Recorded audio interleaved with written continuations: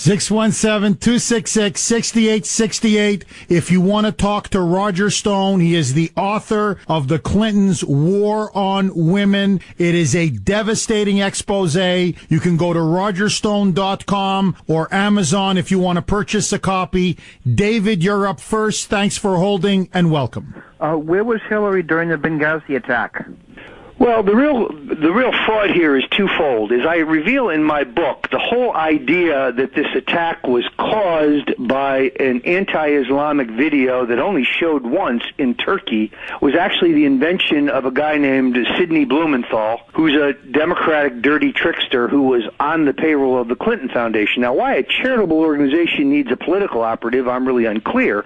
But as you will see, Sidney wrote her a memo, which we've now recovered, that said, we should blame this whole thing on this video.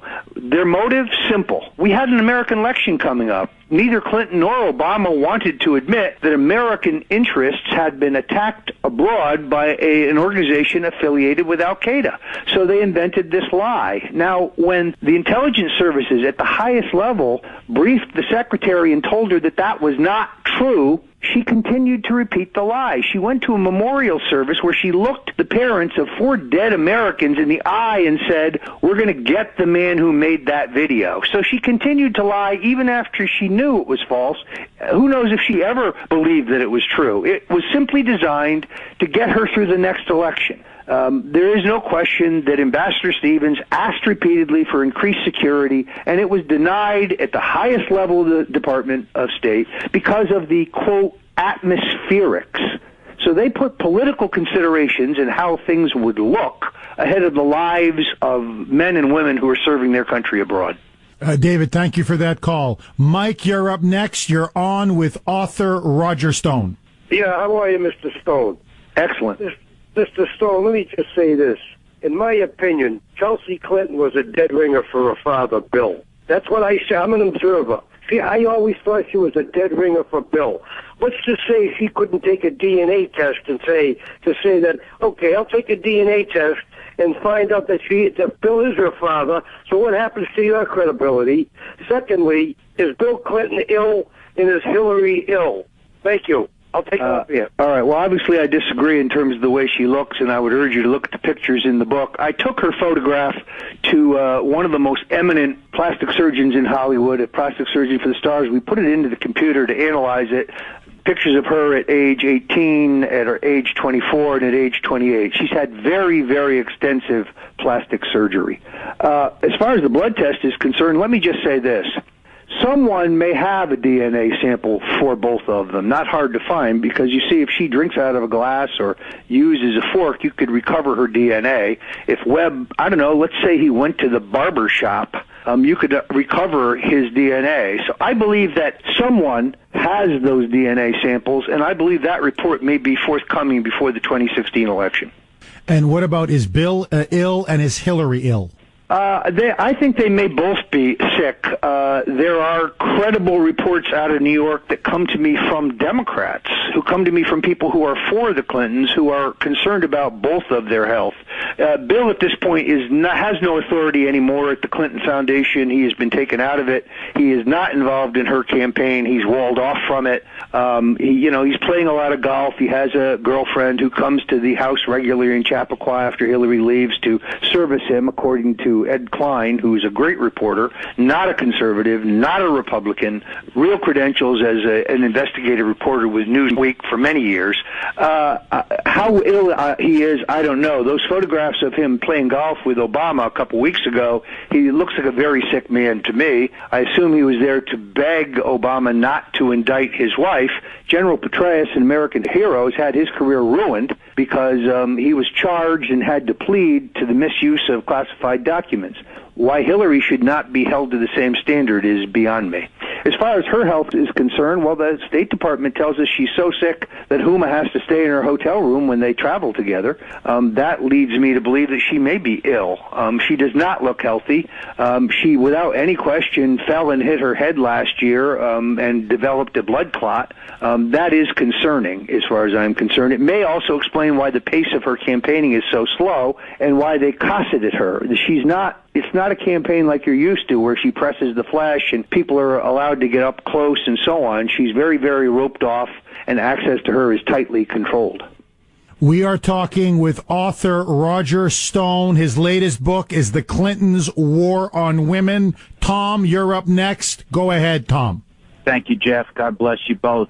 Mr. Stone, we know that President Obama's school records were sealed. I'm also under the understanding that President Clinton's medical records were sealed and never attainable. Were you ever able to attain them and discover what was being hidden from the American public?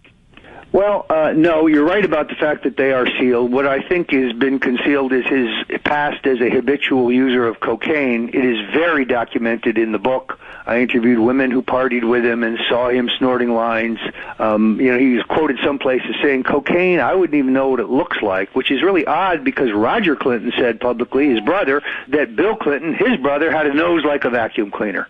Not only is he involved in the drug trade through his top political donors, Dan Lassiter and Jackson Stevens, where he's basically protecting a smuggling operation out of Mena, Arkansas, but he is also a habitual user of drugs. He complains throughout his career about his sinuses. He always says he's having problems with his sinuses. Another dead giveaway to the fact that I think he's a habitual, at least was a habitual drug user. Look, I think the reason that he looks so terrible today is because many, many years of chasing, many, many years of drugs, many, many years of little sleep. He's lived a very, very hard life, I think, due to his sex addiction. In fact, former President Gerald Ford, the very first time he met President Clinton, told him to seek professional help, that he had a sex addiction. We are talking with Roger Stone. He is the author of The Clintons' War on Women. Roger, we're up against it, but I've got to ask you the ultimate question. How can all of these so-called feminists, with Bill's track record of being a sexual predator, of being an alleged rapist, with Hillary covering up for him, enabling him, protecting him every step of the way, how can the feminists at the New York Times, at CNN, at the Washington Post, why don't they say enough is enough and expose this guy really for the psychopath that he is? Because unfortunately a number of the feminists put liberalism ahead of their feminism, and therefore the Clintons have gotten a pass from the mainstream media because many of the people you're talking about think their policies are more important than Bill's predilection for sexual assault. Also, those who have come forward and spoke, either in the media, Richard Bay, very famous talk show host in New York, he had the temerity to interview Jennifer Flowers. Bill Clinton denied that he ever had a relationship with Jennifer Flowers. Then ultimately, to save his campaign in New Hampshire, he said he had only been with her once. Unfortunately, her next-door neighbor, a lawyer named Gary Johnson, had a video camera set up, a security camera, based on the fact that his car was being vandalized on a regular basis, and the people who ran the apartment house wouldn't do anything about it. So he set up a video camera, a security camera, and unfortunately for him, what he caught was Bill Clinton regularly coming and going to Jennifer Flowers' apartment.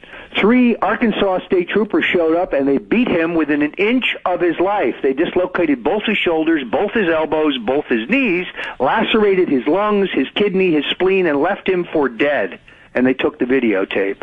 Those are the tactics of the Clintons. The Arkansas State Police work for Bill Clinton. Those kind of strong-arm tactics are what the Clintons offer us.